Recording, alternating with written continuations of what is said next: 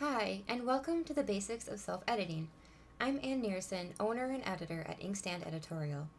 Today we'll be talking about some of the things you can do to make your manuscript really shine before it gets to your editor. I've talked about a few of these topics before in a blog post, which I'll link below, and some of these are new.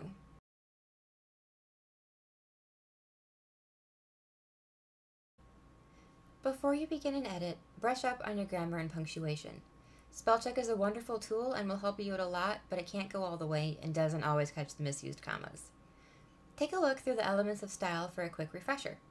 I would recommend the Chicago Manual of Style, but it's rather weighty and probably a little bit more than most people need. Just be sure you know how to use the commas, colons, semicolons, quotation marks, and the like, and your editor will thank you.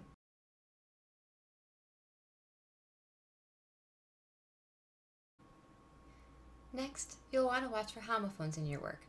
Spell check really catches these because they are words, they just don't quite fit where they are.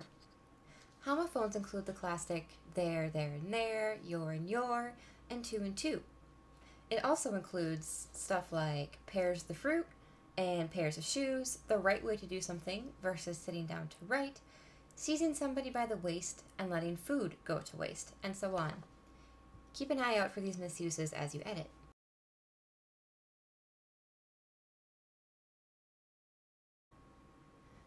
One of the most common issues I see when I edit is the overuse of the word that.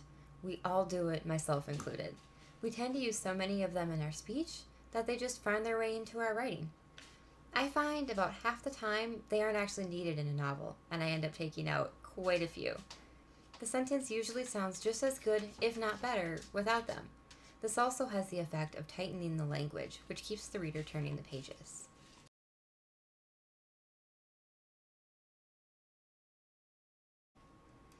While we're on the subject of tightening the language, keep an eye out for passive voice versus active voice.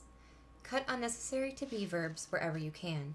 This helps the characters own the action, making them act instead of being acted upon.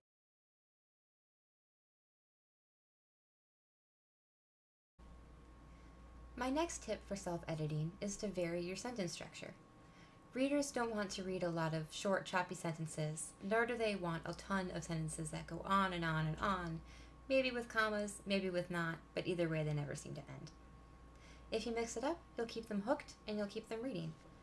Not only does varied sentence structure give a variety to your book, but it breaks up the paragraph too, making it both visually and mentally appealing for your readers.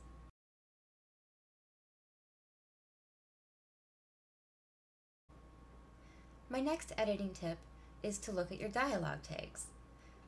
This is a rather contentious issue among editors, and there are a few different trains of thought. I'm of the opinion that simpler is better.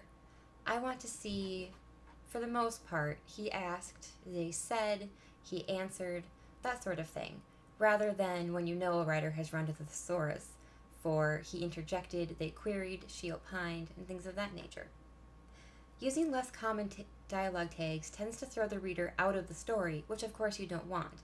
It's okay that said and asked are easily read over.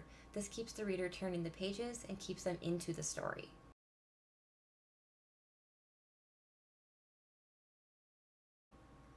Alright, it's time to start digging into some of the more tricky issues.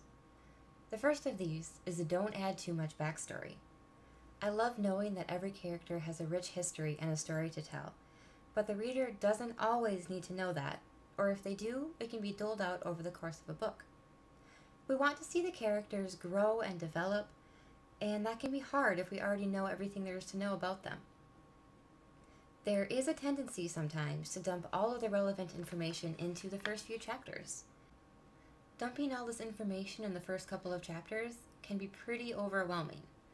Parse out what is really needed and what is not and cut accordingly. As I mentioned, some of this cut material can be added later into the book, but some of it you can just get rid of, as hard as it may be.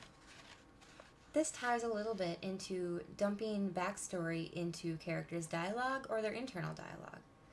For example, sometimes you'll see a character go in front of a mirror and muse on their entire appearance. We generally don't do this in real life. You also see this in someone meeting a friend for coffee and thinking of their entire backstory.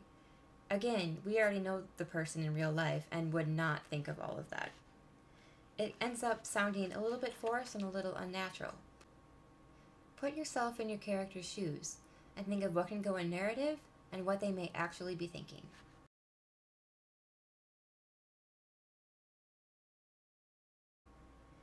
The next of the trickier edits is to watch out for plot holes.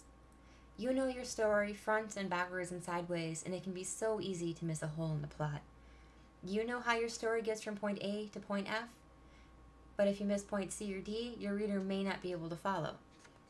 Keep an eye out for unexplained actions, unexplained movements, such as how your character got to a different city or a different country, and if a character has a sudden change of heart. The readers will follow you, but you do kind of have to lead them there. This seems kind of opposite of the previous point, which is, cutting the unnecessary backstory, and it can be a fine line, so be careful. Sometimes it helps to physically map it all out and figure out where the extraneous detail is and what is crucial to moving your plot forward.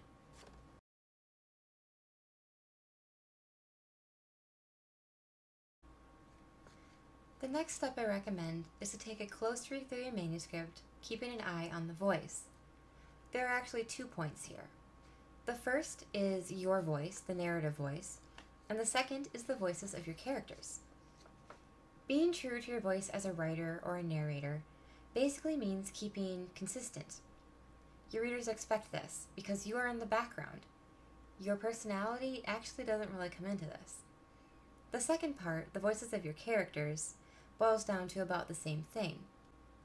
Characters, of course, have their own ways and manners of speaking, acting, talking, and so on, and you want to be true to that.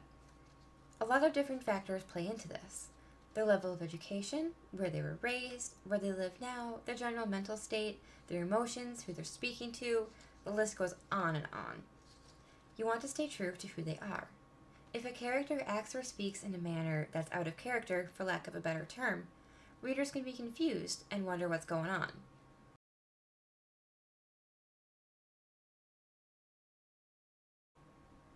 Finally, now that you've self-edited for all of these different components, run one more spell check, just in case. I hope this has helped give you some idea of what you should self-edit for before you send it off to a professional. An editor's job, of course, is to look for all of these things as well, but the more you catch beforehand, the less work you make for them, and the more money you might save. It also shows that you're invested in your own work, and that you care about what you've written, and believe me, that goes a long way. I hope you've enjoyed today's webinar, and I will be in the comments all day today taking questions, and I want to hear what other self-editing tips you would have for writers. Thanks.